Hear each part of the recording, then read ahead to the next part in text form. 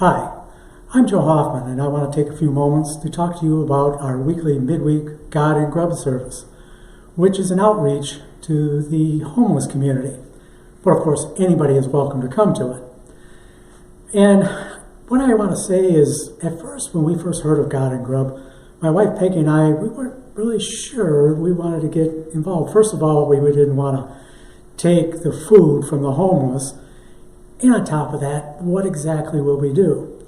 Well, now here we are down the road, probably a couple of years, and it's an important part of our life.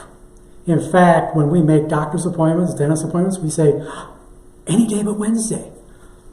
And that's because we've had some beautiful moments with some of these folks. Some of them, they are hesitant. Do they really want to come? They go, oh, church. But then they come.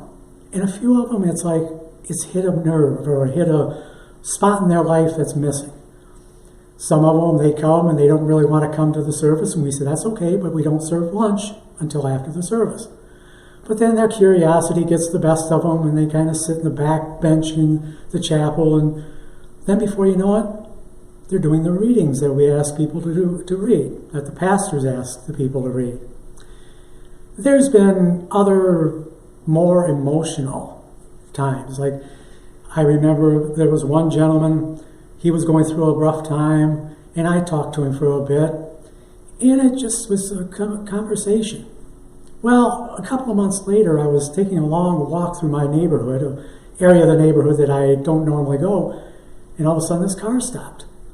And I thought, oh, this person wants directions, and I'm not really sure about this area. And lo and behold, it was the gentleman I had been talking to at God&Grub. And he laughed and he said, Joe, hi, how are you doing? I said, well, great, how are you doing? And he thanked me for what I said to him that day.